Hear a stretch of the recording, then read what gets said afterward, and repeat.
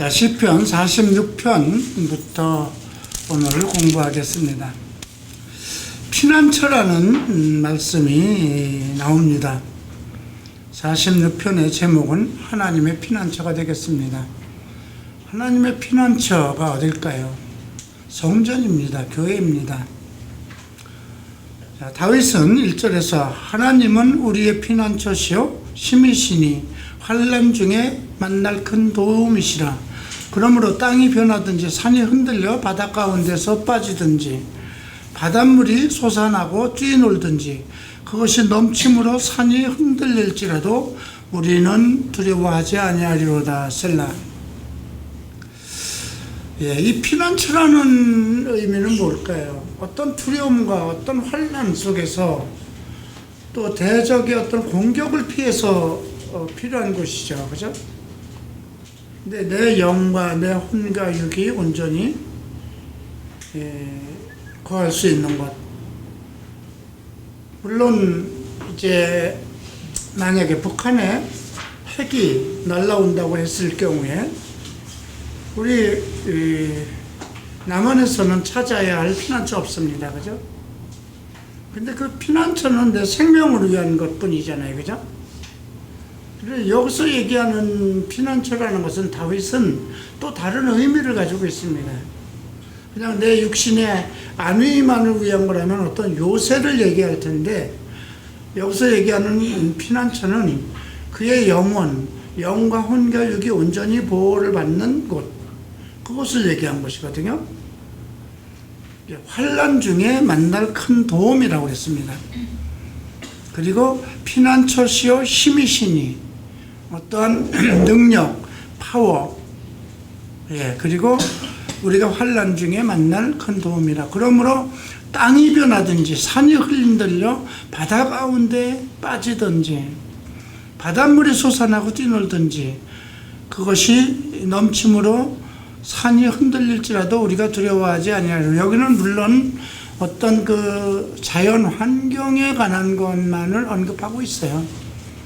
근데 우리 인생에 대해서도 그렇게 얘기를 하죠. 태산이 무너지더라도 솟아날 구멍이 있다. 이런 얘기는 그 어떤 외형적인 산에 대한 그런 위험을 얘기한 것이 아니잖아요. 그죠?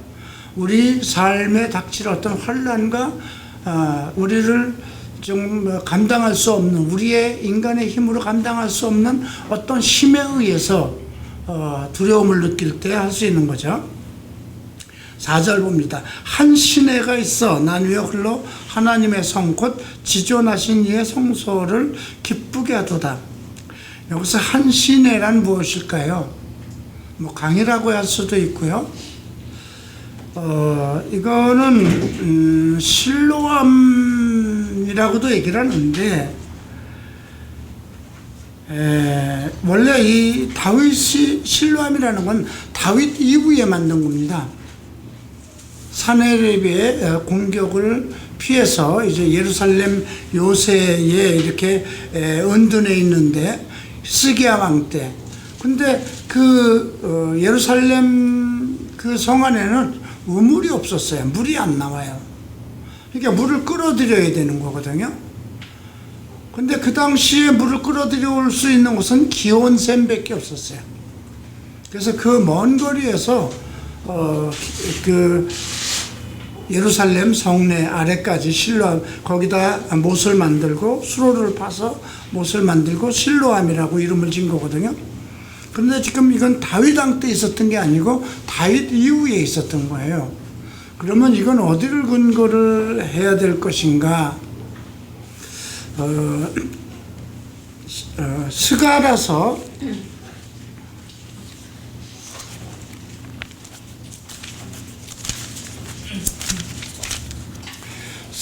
14장을 한번 봅니다.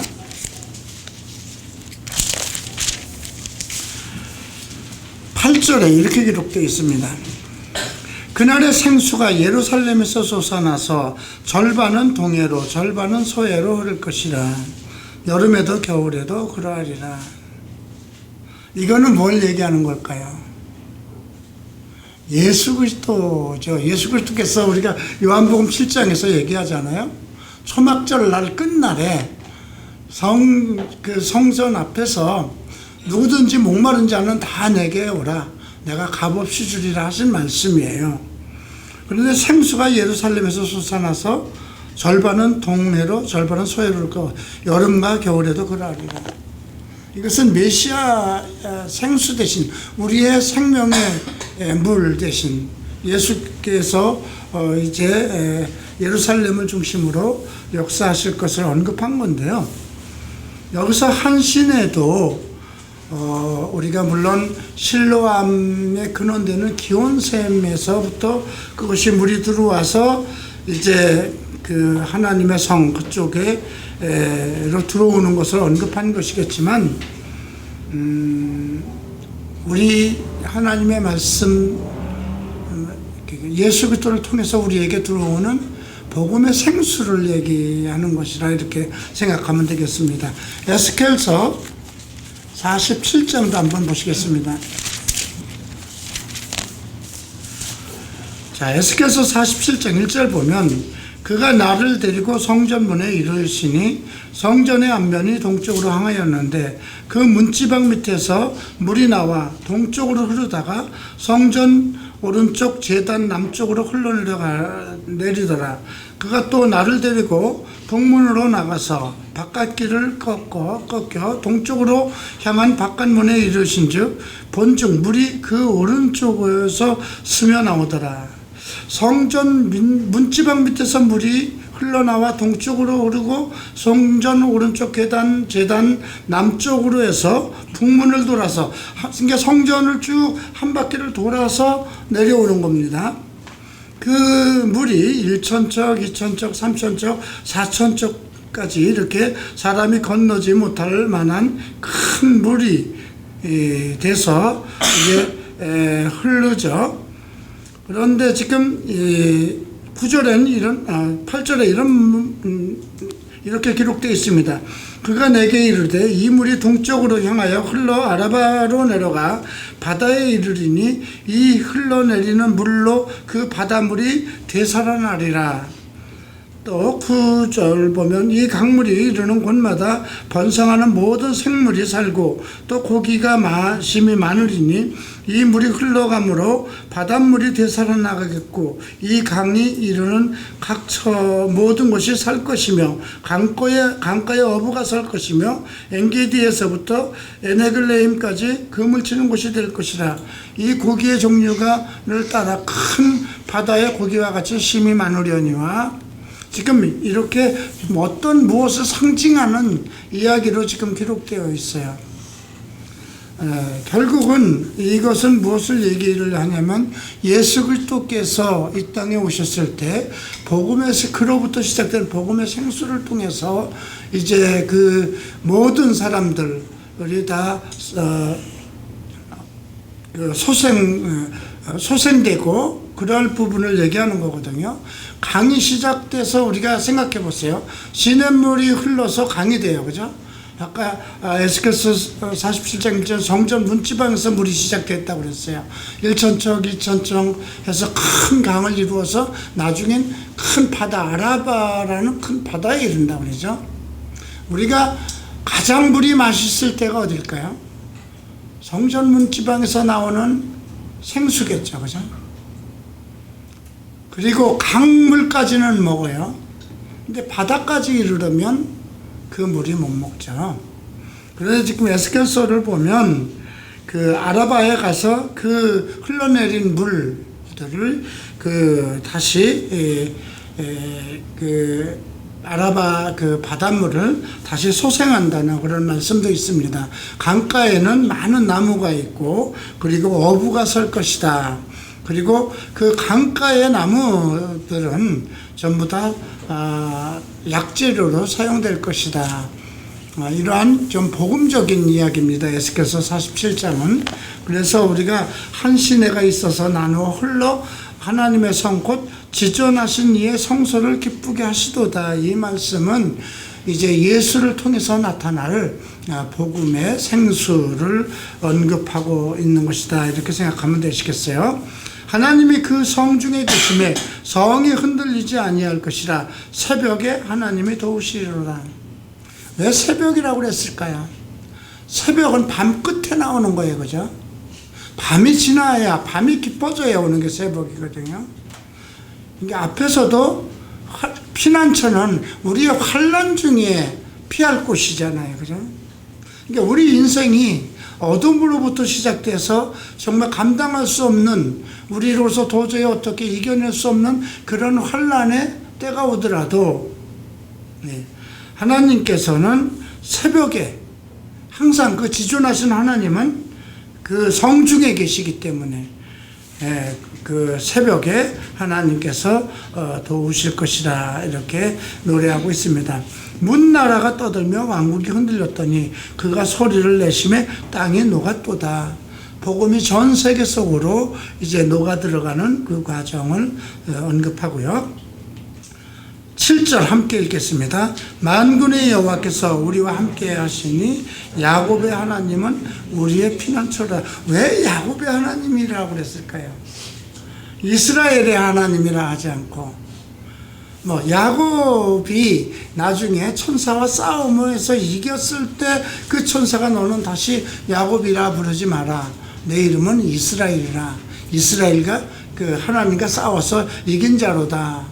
이렇게 말씀하셨던 것인데, 야곱이라고 하는 것은 과연 그 하나님에게 택함을 받았더라도 그의 삶이 자기 지혜의, 자기의 머리로 살아가려고, 자기의 지혜로 살아가려고 했던, 그래서 자기가 바라는 그 모든 것을 얻기 위해선 수단과 방법을 가리지 않는 육체적인 속성을 가지고 있는 때에 사람을 얘기하는 것이거든요. 그래서 우리가 야곱의 하나님이라는 건 그 야곱과 같이 어떤 택하심 속에서도 그 자기의 목적을 자기의 계획과 자기의 지혜로 이루려고 하는 수단과 방법을 쓰지 않는 육체적인 소망을 가지고 있는 때를 얘기한 것이고요. 이것을 이겨나야 하나님의 사람으로서, 그죠? 하나님과 싸워서 이겼다는 건 뭡니까? 하나님과 싸워서 이길 사람은 없어요. 그러나 끝까지 자기의 목적을 이루기 위해서 하나님이 나를 축복하지 아니하면 왜 그랬을까요? 자기 힘으로는 아무것도 할 수 없다는 걸 발견한 거예요. 엄청난 재산을 모으고, 그죠? 아내를 넷이나 얻고 자식을 많이 얻어서 이제 아버지의 이삭의 그 기업을 하나님께서 주시기로 언약된 그 기업을 받으려고 하는데 그 장애를 넘을 길이 없었어요. 에서는, 자기 형 에서는 쌍둥이지만 자기보다 크고,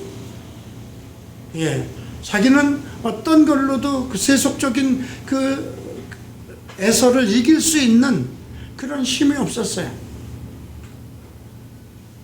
그러나 그 아버지 땅, 아버지의 기업을 물려받기 위해서 돌아갈 수밖에 없는 상황이고, 뒤로 다시 돌아가려고 해도 이미 그 삼촌 되는 라하반과 서로 그 땅을 넘지 않겠다고 그렇게 아주 약조를 했어요. 그렇기 때문에 갈 수도 없고 나아갈 수도 없고 뒤로 돌아갈 수도 없는 진퇴양난의 그 상황에 퍼져 있어요. 이게 이제 우리 하나님께 부름을 받은 사람들의 어떤 그런 속성을 얘기하는 것인데요. 다 세상적으로 살 것인가, 아니면 온전히 하나님의 지혜를, 성령의 인도하심을 따라서 살 것인가 하는데, 그 안에서는 항상 갈등을 해요. 내가 하나님의 뜻대로 살자니 모든 걸 다 버려야 돼요. 그래서 예수님이 베드로에게 부자가 천국에 들어가기는 낙타가 그 바늘구멍으로 들어가기보다도 힘들다, 그렇게 비유를 했어요. 낙타가 어떻게 바늘구멍으로 들어가요, 그죠? 근데 우리가 그만큼 세속적인 그 모든 것을 재물과 관계된 거예요. 재물이면 전부 다 그 부귀영화를 이룰 수 있다고 생각되는 것이 세속적인 거잖아요. 자기의 육체적인 안목, 뭐 이승의 자랑, 이 모든 것이 뭘로 이룰 수 있어요? 재물로 이룰 수 있잖아요. 그죠? 모든 정치고 모든 사회적 구조고 재물만 있으면 다 다룰 수가 있어요. 그래서 하나님께서는 재물과 하나님을 겸하여 섬길 수 없다고 그러는데, 우리 사역자들이 하나님 앞에 온전히 서기 위해서는 재물에 관한 그 모든 욕정과 욕심을 다 버려야 돼요. 세상적인 것은 오로지 하나님께서 나를 지키실 것이다. 어떤 환란이 와도 뭐 앞에서 그렇게 바닷물이 솟아나고 뛰놀든지 넘침이 있든지 산이 전부 다 흔들려서 어떻게 될지라도 흔들리지 않을 것이라는, 요동치 않을 것이라는, 나는 오직 하나님의 능력, 하나님의 생수로 살아갈 것이라는 이런 사명감, 이런 믿음의 그 어떤 신조라고 그럴까요? 그렇게 살아가야 되는 거죠. 그런데 인간은 계속해서 그 권고함이 오죠. 그 마음과 싸움에서 마음과 싸움이라고 생각돼요. 아마 성령 세례를 받기 전까지는 이 문제가 해결 안 될 겁니다. 저는 그렇게 생각해요. 그래서 예수님께서는 그 제자들도 똑같았어요. 그죠? 세상의 두려움 때문에 숨고, 예수님이 당장 없으니까 다시 베드로는 다른 친구 7명 데리고 고기 잡으러 나가고, 그죠? 사도라고 임명을 받았음에도 불구하고 예수님이 십자가에 못 박히고 나니까 다 흔들려 버렸어요. 그죠? 다 뭐 엠마오로도 돌아가고 다 엉망진창이 돼 버렸어요. 그래서 예수님께서 성령을 기다리라는 것이죠. 너희는 예루살렘을 떠나지 말고. 그래서 우리가 이런 말씀을 왜 야곱의 하나님이라고 하셨는가? 야곱은 태어날 때부터 지명된 자잖아요. 그죠? 에서와 쌍둥이로 태어났어도 작은 자가 큰 자가 작은 자를 섬길 것이다 그랬죠. 그런 사기꾼과 같은 속성을 가지고 세속적인 속성 속에서 살아왔음에도 불구하고 나중에 천사와 싸워서 이기는, 나를 축복하지 않으면 못 건너갈 것입니다. 그 말은 뭘까요? 내가 내 자신 모든 것을 이기고 하나님을 기업을 받을 수 있는 그런 길을 열어주지 아니하면, 그런 뜻으로 우리가 받아들여야 되거든요. 야곱의 하나님은 우리의 피난처시로다. 하나님께서는 택한 사람을, 택하신 백성, 택한 자를 버리지 아니하시는 그런 하나님이고요. 와서 여호와의 행적을 볼지어다. 그가 땅을 황무지로 만드셨도다. 그가 땅 끝까지 전쟁을 쉬게 하시며 활을 꺾고 창을 끊으며 수레를 불사르시는도다. 이르기를 너희는 가만히 있어 내가 하나님 되었음을 알지어다. 내가 문 나라 중에서 높임을 받으리라. 내가 세계 중에서 높임을 받으리로다. 이것이 전쟁은 사람에게 속한 것이 아니고 하나님에게 속했다는 것입니다. 그러니까 너희는 전쟁에 참여하지 말라는 거예요. 너희를 공격하는 그 모든 싸움에서 내가 지키겠다는 것이죠. 11절 함께 같이 읽습니다. 만군의 여호와께서 우리와 함께 하시니 야곱의 하나님은 우리의 피난처시로다. 환난 중에 나를 지키시는 하나님, 아직 야곱인 나를 지키신다는 거예요. 그런데 지금 환난이 왜 야곱에게 왔을까요? 야곱으로 살기 때문에 환난이 오는 겁니다. 그죠? 이스라엘로 이름을 바뀐 후에는 그 다음부터는 모든 것을 하나님이 다 해놨어요. 그럼에도 불구하고 에서가 자기를 죽일 줄 아는데 에서가 따뜻하게 자기를 맞이했는데도, 그리고 에서가 이제 하나님의 기업을 하던 그 땅까지 인도하겠다고 하는데도 두려움 때문에 거절하고 세겜이라는 땅으로 가버렸어요. 그죠? 거기서 엄청난 사건이 일어나잖아요. 하나님의 사람으로 기름을 부음을 받고 하나님의 그 사람으로 살아가고자 하는데에도 우리는 가끔 어떤 세속적인 트라우마에 사로잡혀가지고 자기의 생각대로 어떤 걸 이루려고 하거든요. 목적지는 하나님께서 정해져 놨어요. 그래서 거기까지 가는 길은 오직 하나님이 인도하시는 대로, 성령이 인도하시는 대로 가야 되고 원칙대로 가야 되는 거예요. 그게 이제 성경적인 것인데도 불구하고 어떤 두려움 때문에 자기 생각대로 다른 길로 해서 가려고 그러죠. 근데 그랬을 때 똑같이 문제가 생기는 거예요. 그럼에도 불구하고 야곱의 하나님은 우리의 피난처라고 그러죠. 네, 자기가 택하셨기 때문에 지키는 거거든요. 47장을 봅니다. 이것도 고라자손이 쓴 시인데요. 자, 이것은 승리자의 노래라고 할까요? 자, 너희 만민들아 손바닥을 치고 즐거운 소리로 하나님께 외칠지어다. 지존하신 여호와는 두려우시고 온 땅의 큰 왕이 되심이로다. 예, 손바닥을 치고 즐거운 소리로 하나님께 외치라고 합니다. 3절과 4절을 보면 여호와께서 만민을 우리에게 나라를 우리 발 아래 복종하게 하시며 우리를 위하여 기업을 택하시나니 곧 사랑하신 야곱의 영화로다 그랬어요. 자, 여호와께서 만민을 우리에게 나라들을 우리 발, 이거 뭘 얘기해? 이스라엘에게 주신 특권이거든요. 열국을 너희에게 주겠다는 아브라함에게 하신 약속의 세 방이 너희가 그 아브라함의 뜻대로 산다면 열국을 모든 나라를 주겠다고 하신 처음의 약속입니다. 또 이것에 대해서 성취되는 것은 우리가 에베소서에서 찾아볼 수 있는데요.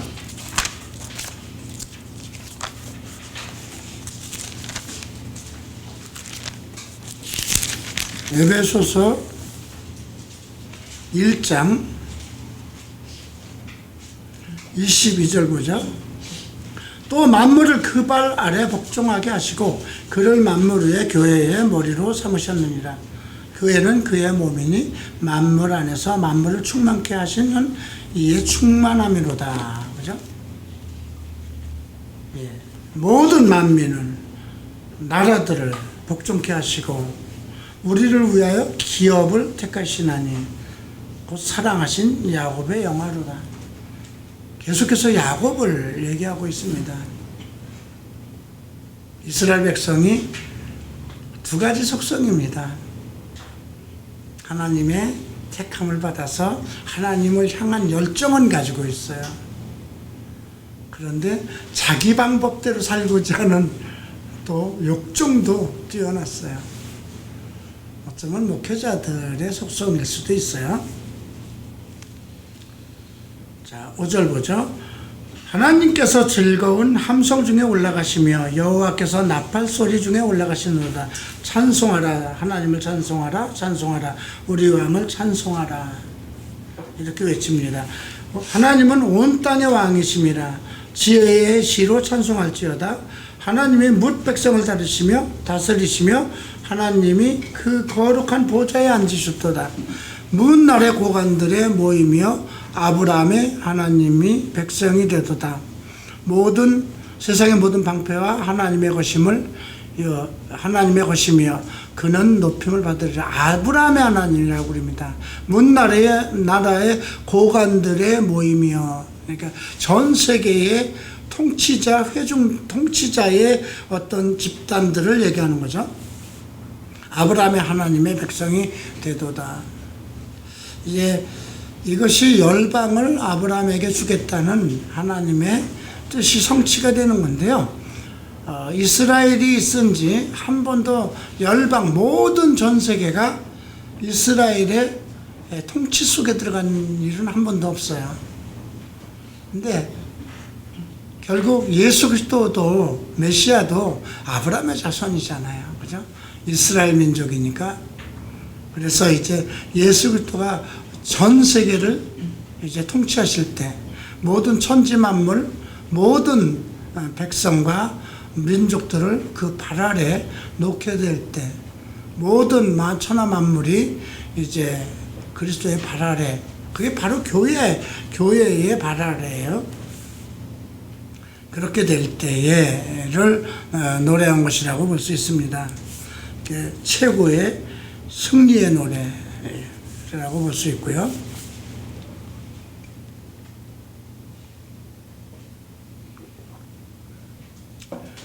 자, 48편입니다.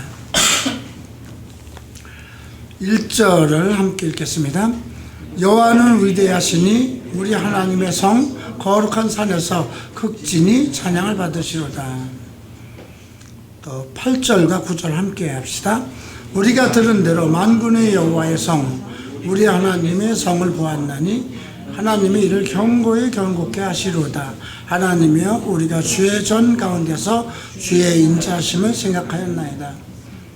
지금 다윗은 이제 고라의 자손의 시인데 여호와의 성 바로 뭘까요? 지금 교회입니다. 그리스도의 교회를 찬송하는 노래입니다. 여호와는 위대하기 때문에 우리 하나님의 성 거룩한 산에서 지극히 찬양 받으셔. 당연하죠, 그죠? 하나님의 성에서 우리 하나님이 지금 이제 복음의 시대에 영광을 받는 건 그리스도를 통해서 영광을 받는 거거든요. 그래서 교회의 머리가 그리스도인 거예요. 너희가 무엇이든지 내 이름으로 기도하라. 그러면 주시리라 그랬거든요. 그 이유는 무엇일까요? 그리스도가 하나님 아버지의 아들 되심을 인하여 우리가 기도하는 그 모든 것, 그리스도의 이름으로 기도하는 모든 것을 그리스도로 인해서 하나님이 그리스도를 사랑하시기 때문에 그리스도의 이름으로 청하는 모든 것을 들어주시겠다는 거죠. 자, 터가 높고 아름다운 온 세계가 즐거워하며 큰 왕의 성 곧 북방에 있는 시온산이 그러하도다. 하나님이 그 여러 궁중에서 자기를 요새로 알리셨도다. 왕들이 모여 함께 지나갔으며 그들이 보고 놀라고 두려워 빨리 지나갔도다. 여러 궁중에서 자기를 요새로 삼으셨도다. 예수 그리스도 자체가 교회의 머리이기도 하고, 시온, 구약에선 시온이라고 그랬습니다. 시온산이라고도 말씀하고요, 시온좌라고도 얘기를 하고요, 그냥 시온이라고도 얘기를 합니다. 그래서 북방에 있는 시온산, 그리스도께서 임재하시는 곳이기도 하고요. 거기서 떨림이 그를 사로잡으니 고통이 예상하는 여인과 같도다. 주께서 동풍으로 다시스의 배를 깨트리시도다. 우리가 들은 대로 만군의 여호와의 성 우리 하나님의 성에서 보았나니 하나님이 이를 영원히 견고하게 하시로다. 우리가 들은 대로라는 건 뭐예요? 성경을 통해서 배운 대로 모든 일을 하나님의 성, 여호와의 성, 그곳에서 세계를 다스리는 것을 언급된 거죠. 하나님의 우리가 주의 전 가운데서 주의 인자하심을 생각하였나이다. 주의 인자하심을, 가끔 우리는 하나님의 인자하심보다 두려움에 대해서 하나님은 우리의 잘못을 용납 안 하시고 우리를 엄중히 다루신다, 이런 생각을 많이 해요. 그런 생각을 할 때는 뭘까요? 내가 그만큼 죄에 연루되어 있다는 거예요. 그죠? 그러나 내가 많은 죄에 연루되고 야곱같이 살아갈지라도 하나님께서 나를 멸하지 않고 항상 지켜주셨구나, 이것을 생각하는 것은 성전이라는 거죠. 우리가 교회 오면 지금까지 나를 도우셨습니다. 내가 야곱 같음에도 주님은 나를 항상 지켜주셨습니다. 주께서 인자하심으로 나를 생각하셨습니다. 그래서 우리가 하나님의 참 인자하심, 나는 주의 사랑을 받을 수 없고 은혜를 받을 수 없는데 주께서 내게 인자를 베풀었구나, 그런 걸 생각하게 되는 거죠. 하나님이여, 주의 이름과 같이 찬송도 땅끝에 미쳤으며 주의 오른손으로 정의가 충만하였나이다. 주의 심판으로 말미암아 시온 산은 기뻐하고 유다의 딸들은 즐거워하리라. 시온 산은 결국 믿음의 산이라고 생각하면 돼요. 모든 사람들이 메시아 하나님께서 임재하심을 바라는 것이기 때문에 유다의 딸들은 누굴까요? 이스라엘 12부족 중에 메시아가 나는 것은 유다예요. 그죠?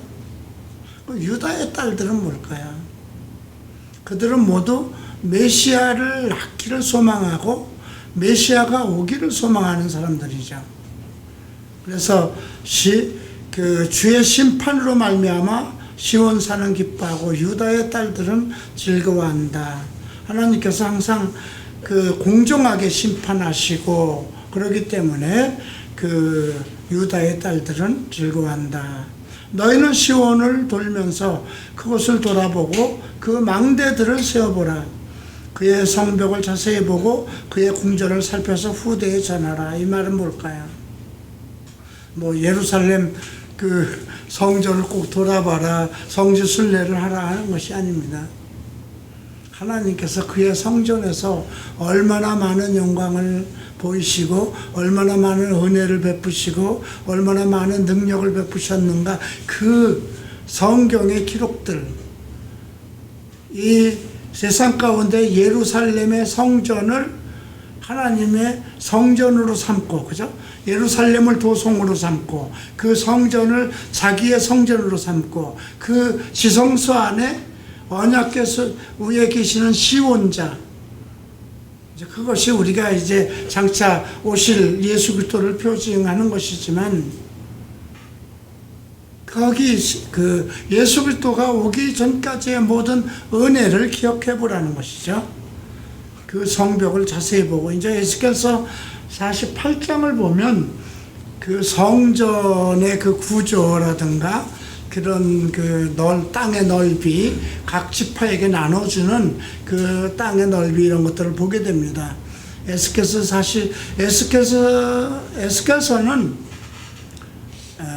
에스겔 선지자가 본 그리스도의 시대를 성령으로 그 모든 계시를 받고 미리 보는 그리스도 시대의 왕국을 기록한 거거든요. 예. 이 하나님은 영원히 우리의 하나님이시니 그가 우리를 죽을 때까지 인도하시리라. 죽을 때까지. 근데 요즘 신약 같으면 우리가 죽을 때까지 인도하시리로다가 아니라 우리를 영생의 길로 인도하시리라, 이렇게 노래했겠죠. 자, 이제 49편을 봅니다.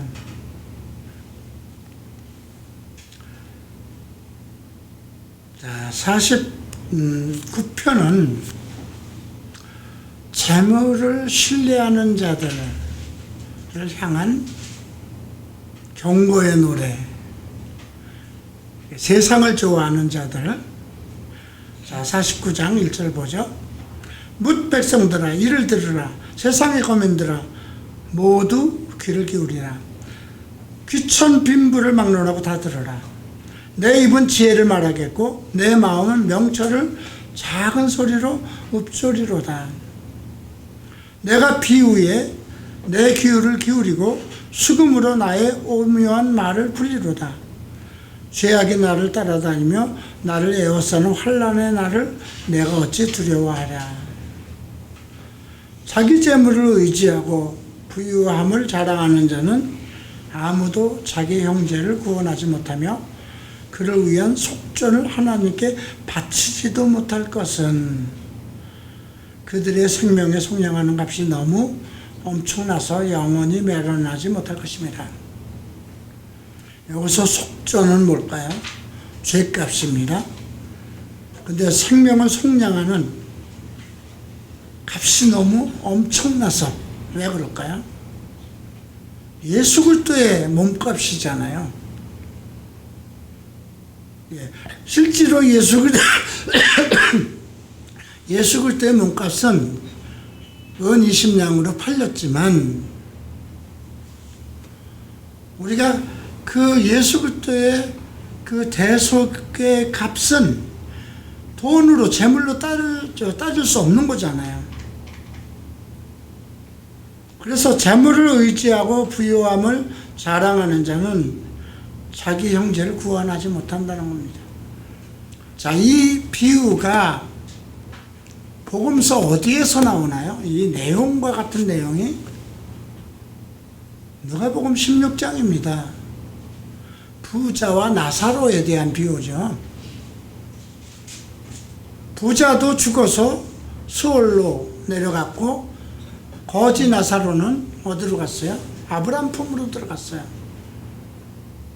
그런데 부자가 보니까 정말 아브라함이 품에 나사로가 편안히 쉬고 있거든요. 그러니까 나사로를 통해서 정말 물 한 모금이라도 물 한 좀이라도 좀 찍어서 내 혀를 현울하게 해달라 합니다. 그리고 그랬더니 그 아브라함이 얘기하죠. 우리가 너 있는 곳에는 골이 있어서 건너오지도 가지도 못할 것이다. 그러면 세상에 아직 살아있는 내 형제들에게 보내줘서 그들에게 이곳에 들어오지 않도록 좀 미리 경고를 해달라, 전해달라 그러죠. 근데 아브라함이 여기서 거기도 갈 수 없다고 그럽니다. 세상에 있는 사람은 모세와 같은 선지자들에게 들을 것이라고 그러죠. 똑같은 얘기입니다. 아무리 재물이 있다 하더라도 자기 형제를 구원하지 못한다. 예. 그를 위한 속전을 하나님께 어떤 많은 돈으로도 그 얼마나 많은 돈을 들여도 형제의 영혼을 구원하지 못한다는 걸 언급한 겁니다. 그가 영원히 살아서 죽음을 보지 않을 것인가? 그러나 그는 지혜 있는 자도 죽고 어리석고 무지한 자도 함께 망하며 그들의 재물을 남에게 남겨두고 떠나는 것을 보게 될 거다.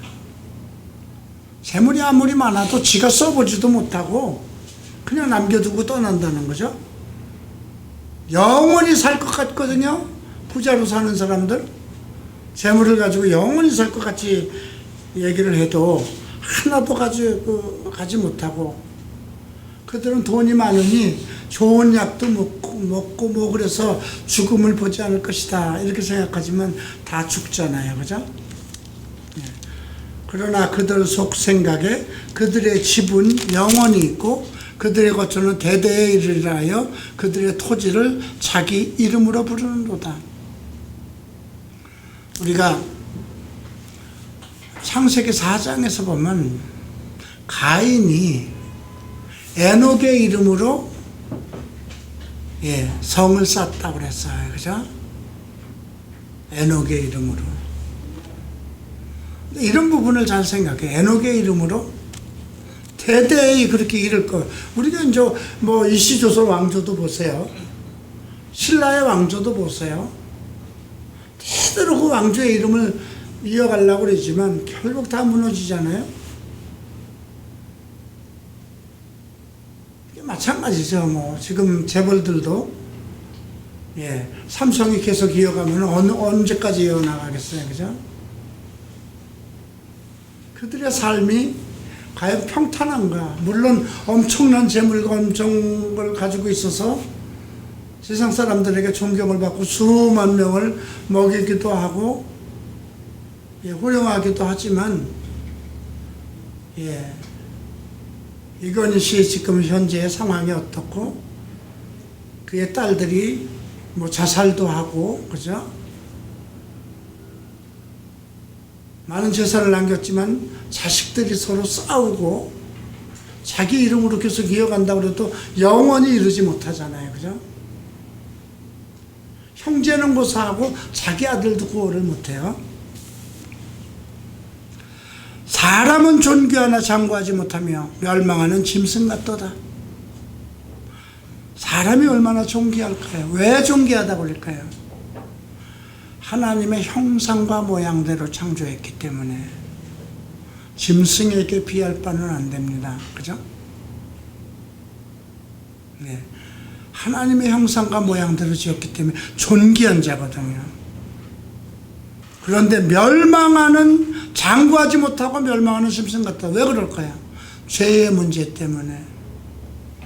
결국은 그들이 구원받지 못하는 건 무엇 때문인가요? 재물이에요. 앞에서 얘기했잖아요. 그죠? 자기 재물에 의지하고 부유함을 자랑하는 자는. 그래서 예수님은 팔복에서 뭐랍니까? 심령이 가난한 자에게 복이 있나니. 그죠? 가난한 자들에게 복이 있다고 그랬습니다. 자, 13절 함께 읽읍시다. 이것이 바로 어리석은 자들의 길이며 그들의 말을 기뻐하는 자들의 종말이로다.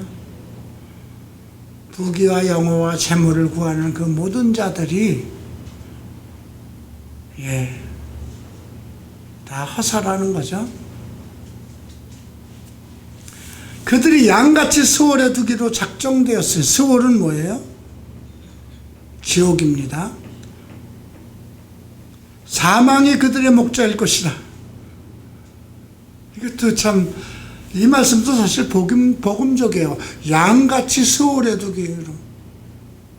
양은 하나님의 것이잖아요. 그죠? 근데 왜 지옥에 두기로 작정되었으니 사망이 그들의 목자일 것이라.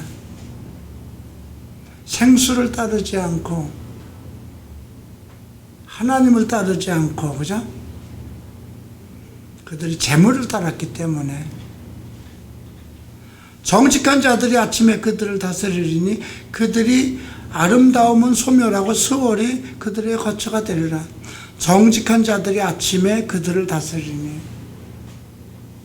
어둠이 먼저 옵니다. 우리 인생엔. 창세기에도 저녁이 되고 아침이 오니 첫째 날이라 그랬죠. 인생은 어둠부터 시작됩니다. 태어날 때부터 죄인으로 태어났기 때문에 야곱과 같은 속성을 가지고 재물을 구하며, 그러나 정직한 자들, 복음의 아들들이죠. 아침에 그들을 다스리니 그들이 아름다움은 소멸되고 수월이 그들의 거처가 되리라. 이제 마지막 때에 악인이 살아가는 날이 없어지고 그리스도의 날이 올 것을 언급한 거고요. 그러나 하나님은 나를 영접하시리니, 하나님은 나를 영접한다고 그랬어요. 이러므로 내 영혼을 수월의 권세에서 건져내시리로다. 왜 그럴까요? 나를 택하셨기 때문에. 내 영혼의 주권이 하나님에게 있기 때문에. 사람이 치부하여 그의 집 영광이 더할 때에 너는 두려워하지 말라. 내 주변에 어떤 사람이 재물을 모으고 그것으로 호의호식하며 자랑하며 살더라도 두려워하지 말라. 그가 죽음에 가져가는 것이 없고 그의 영광이 그를 따라 내려가지 못합니다. 그의 죽음이 영광 속으로 못 들어간다는 것입니다. 그가 비록 생시에 자기를 축하하며 스스로 좋게 함으로 사람들에게 칭찬을 받을지라도 그들은 그들의 역대 조상에게 돌아가리니 영원히 빛을 못하리로다. 존귀하나 깨닫지 못하는 사람은 멸망하는 짐승. 존귀하나, 여기서 특별히 얘기하는 것은 하나님을 섬기면서 정말 존귀한 위치에까지 있으면서도 재물 속에 빠지는 사람을 얘기하는 것입니다. 요즘에 우리 TV에 나오는 많은 목회자들 이름 보죠. 정말 어느 대통령이 그보다 더 낫겠어요. 그죠? 그 엄청난 비자금들, 부동산들을 천궁방방곡곡에 쌓아놓고 감당할 수 없는 재물을 쌓아놓고, 그죠? 역대 조상들에게 들어간다는 건 하나님의 땅으로 못, 하나님 나라에 들어가지 못한다는 건 열조라고 그러거든요. 예. 존귀 하나 깨닫지 못하는 사람은 멸망하는 짐승 같도다. 이게 앞에서도 얘기했죠. 13절에, 그죠? 12절에 사람은 존귀 하나 장구하지 못하며 멸망하는 짐승 같도다. 자, 50장 보십시다. 이제 택하심, 부르심에 관한 겁니다. 1절 함께 읽을까요? 전능하신 이 여호와 하나님께서 말씀하사 해 돋는 데서부터 지는 데까지 세상을 부르셨도다. 온전히 아름다운 시온에서 하나님의 빛을 비추셨도다. 7절 함께 읽습니다. 내 백성들아 들을지어다. 내가 말하리라. 이스라엘아 내가 내게 증언하리라. 나는 하나님 곧 내 하나님이로다. 16절 함께 읽읍시다. 악인에게는 하나님이 이르시되 내가 어찌 내 율례를 전하며 내 언약에 내 입을 두었느냐. 악인에게 너 뭐 때문에 내 율례, 내가 정한 율례를 사람들에게 전하고 내 언약을 내 입에 두느냐. 이거 좀 어폐가 있지 않아요? 네가 뭐 때문에, 내가 택하지도 않았는데 네가 왜 뭐 때문에 복음의 제자인 척 하느냐 이거예요. 내가 너를 부르지도 않고 택하지도 않고 기름도 부었지 않았는데 어찌하여 내 율례, 내가 정한 복음을 전하고 내 언약을 내 입에다 두고 사느냐. 거짓 선지자들을 향한 말입니다. 1절부터 봅니다. 전능하신 이 여호와 하나님께서 말씀하사 해 돋는 데서부터 지는 데까지 세상을 부르셨다. 온전히 아름다운 시온에서 하나님의 빛을 비추셨도다. 우리 하나님이 오사 잠잠하지 아니하시니 그 앞에는 삼키는 불이 있고 그 사방에는 광풍이 불리로다. 예, 하나님은 아름다운 시온에서 계시며 빛을 발하시고 해가 뜨는 데서부터 해가 지는 데까지 세상을 관리하고 계심. 하나님이 자기 백성을 판결하시려고 위 하늘과 아래 땅에 선포하여 이르시되 나의 성도들을 내 앞에 모으라. 그들은 제사로 나와 언약한 이들이라. 제사로 나와 언약했다는 건 뭘까요? 하나님 앞에 제사를 드릴 백성으로 삼았다는 거예요. 원래 이스라엘 백성이 그랬거든요. 모든 언약과 제사와 율법과 말씀, 이 모든 것을 이스라엘 백성에게 주신 거예요. 열방 백성들은 그런 그 은혜를 입지 못했죠.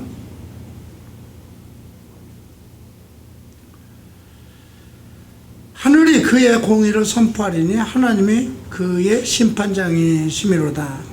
내 아들아 들을지어다. 내가 말하리라. 이스라엘아 내가 내게 증언하리라. 나는 하나님 곧 내 하나님이로다. 이제 택한 자에게 얘기를 하죠. 여기서 내 백성은 이스라엘을 얘기한 것이고요. 나는 내 재물 때문에 너를 책망하지 아니하리니 내 번제가 항상 내 앞에 있음이로다.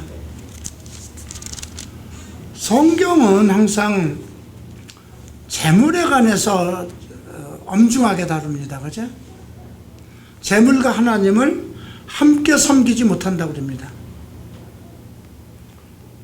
재물과 함께 섬기지 못한다. 그런데 여기 보면 내 재물 때문에 너를 책망하지 않으리라고 그랬을 거예요.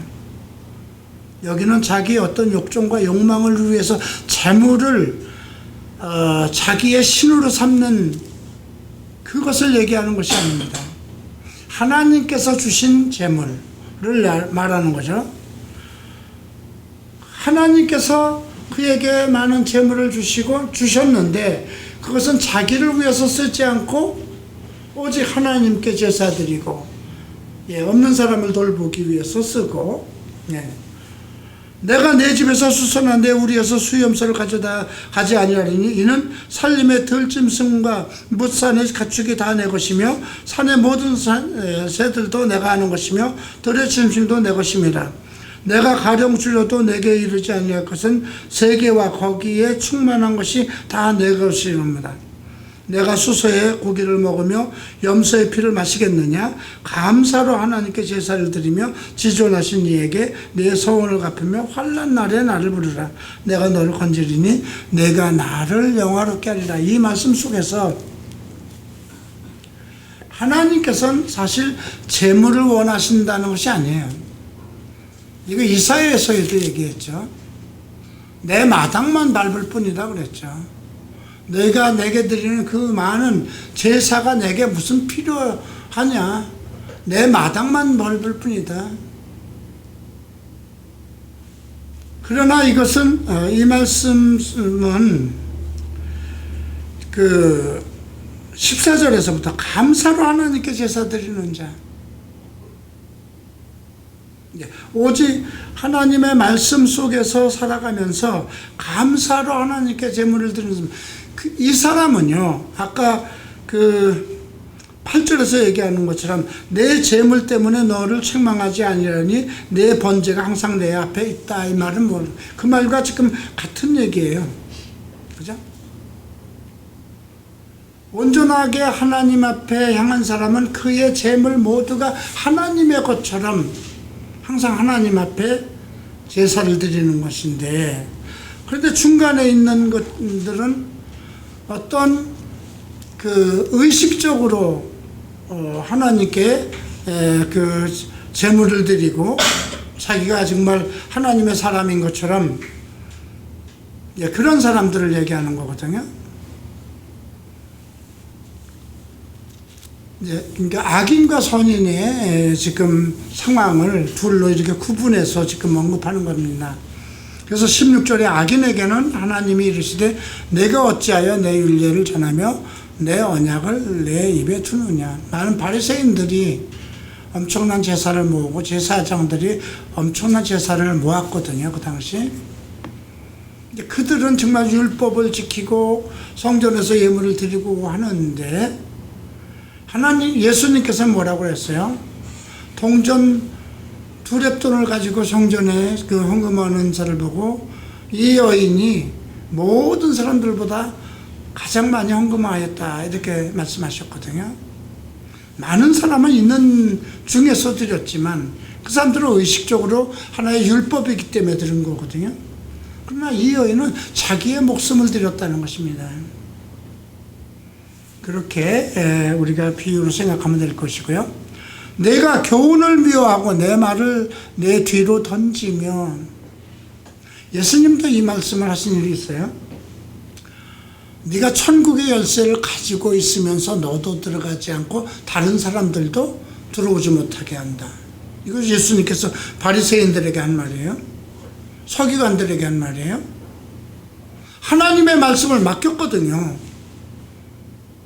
그 천국의 열쇠, 진리를 가지고 있으면서도 저도 안 들어가고 다른 사람도 못 들어오게 하고, 또 이런 말씀을 했어요. 해변을 거닐다가 한 사람을 만나면 더 지옥 가게 만든다. 사람을 복음을 전해서 온전하게 해야 되는 거잖아요, 그죠? 근데 더 지옥으로 들어가게 하는. 근데 이 말씀들이 과연 그 당시에 있는 서기관과 바리새인만 향한 말씀이냐 이거죠. 오늘날도 똑같아요, 그죠?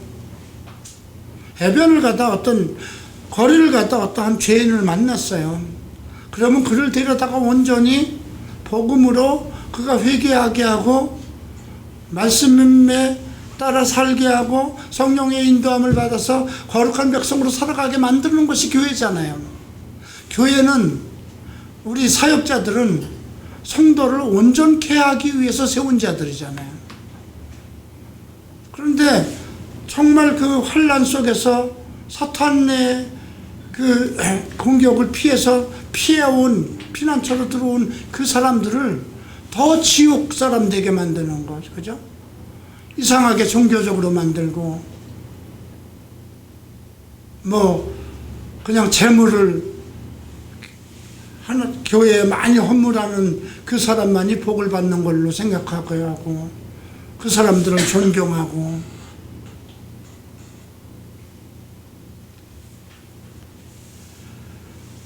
교훈을 미워하고 내 말을 내 뒤로 던지며 도둑을 본즉 그와 연합하고 간음하는 자들과 동료가 되며 내 입에 악을 내어주고 내 혀로 거짓을 꾸미며. 시편 1편에도 나오죠, 그죠? 예. 앉아서 내 형제를 공박하며 내 어머니 아들들을 비방하는도다. 우리가 요한일서를 보면 형제를 미워하는 자는 하나님의 나라 기업으로 못 받는다고 그랬어요. 사람이 불의한 것이 모든 죄인데 사망에 이르지 않는 죄도 있다고 그랬어요. 사망에 이르는 죄를 지은 것을 그를 구원하라 하지 않겠다고 그랬어요. 사망에 이르는 죄가 뭘까요? 첫째는 성령을 거역하는 거죠. 성령을 소멸하는 것입니다. 악을 알면서도 악을 행하는 것. 예. 가인처럼 자기 형제를 사랑하지 않는 것. 가인이 형제를 죽인 건 왜 그럴까요? 자기의 행위가 옳다는 것을 지키기 위해서예요. 자기가 아벨이 있음으로 인해서 자기의 행위가 온전치 않은 것이 드러나는 거거든요. 이 말씀들이 정말 해석돼서 잘 전달해져야 돼. 이것이 구약 시편 기자를 통해서 기록한 것이지만 그 당시에 어떤 영적인 환경 속에서 다윗을 공격하고 의로운 사람들을 공격하는 그런 상황을 성령을 통해서 지금 노래한 것이지만 지금 우리에게 복음적으로 전하는 메시지가 있다는 것입니다. 내가 이 일을 행하여도 내가 잠잠하였더니 내가 나를 너와 같은 줄로 생각하였도다. 복음서에도 이런 말씀 나오죠. 내가 나와 같은 줄, 내가 나를 너와 같은 줄로 생각하였도다. 그러나 내가 너를 책망하여 내 죄를 내 눈앞에 낱낱이 드러내리라 하시는도다. 주님께서도 하신 말씀이 있습니다. 내가 한 말로 심판날에 내가 한 말로 내가 심판을 받을 것이라. 우리가 어떤 것을 정의할 때 그러면 그렇다, 아니면 아니다 이렇게만 대답해야 된다는 거죠. 내 생각과 이런 것을 더하면 안 된다는 것입니다.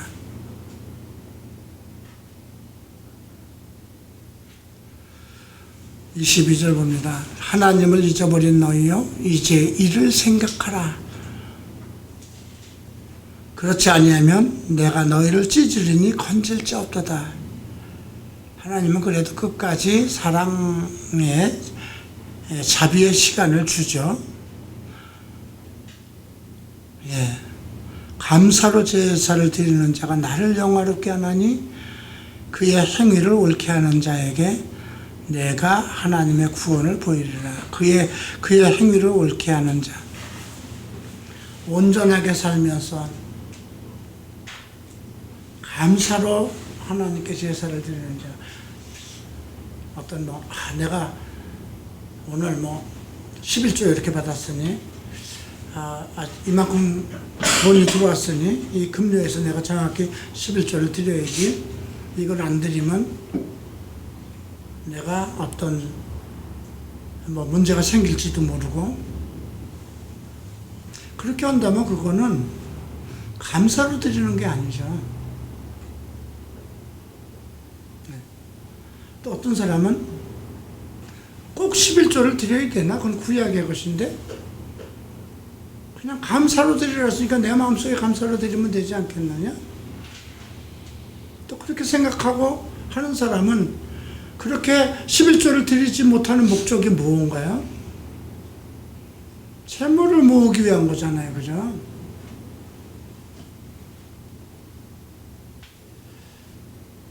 그래서 우리가 이 50장에서 50편에서 얘기하는 것은 내가 가지고 있는 그 어떤 재물로 누구 형제도 구하지 못하고 사람은 속량하지도 못하고 내 영혼도 구하지 못하는데 하나님 앞에 또 예물을 드리고 하나님 앞에 살아간다고 얘기를 하면서 어떤 그 규칙적인 그런 어떤 율법적인 생활, 내가 하나님께 복받기 위해서 예물을 드려야 되겠다는 그런 것. 그러면서도 생활은 하나님의 뜻대로 살지 못하고 의롭지 못하게 사는 사람. 그 바리새인들이 그랬어요. 향료에서도 11조를 바로 드렸으니까 율법을 따라서 주일날 아무것도 하지 말아야 되는, 그냥 그들이 그건 율법대로 살아야 된다는 그 의식 속에서, 그렇지만 그들은 하나님의 본심, 하나님의 마음을 알려고 하지 않았던 거거든요. 왜 예물을 드리라고 하신 것인지, 정말 내 마음속에서 드리는 감사의 예물. 제가 목사가 된 이후에 11조라는 개념이 없어졌어요. 수입이 있으면 11조를 드리죠. 그죠? 근데 뭐 수입이 없으면 못 드리죠. 그러니까 주일이니까 내가 그래도 예물은 드려야 되겠다 하고 뭐 10,000원, 20,000원 해서 드릴 수가 있어요.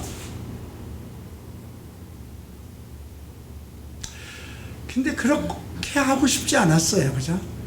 저는 그렇게 생각했어요.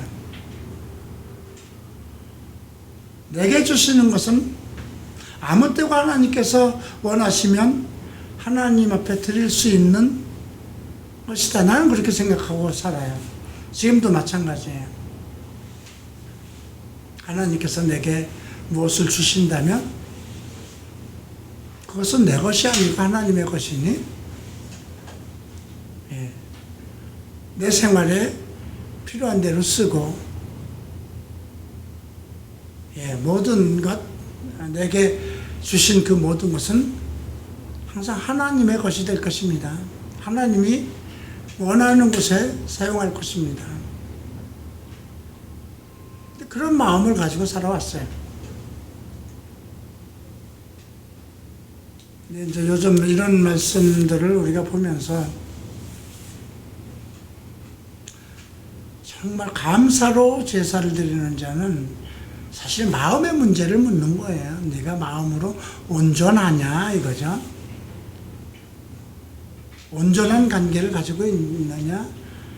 율법적으로 이렇게 11조 따로 얼마 드리고 막 이렇게 그렇게 뭔가 어떤 목적의식을 가지고 신앙생활을 할 것이냐. 내가 드리는 그 모든 것이 하나님의 뜻 가운데서 항상 감사하는 생활로 하나님 앞에 너의 몸과 마음을 드리고 있느냐, 이것을 묻는 것입니다. 자, 이렇게 해서 오늘 50편까지 봤습니다. 이제 3분의 1 했네요.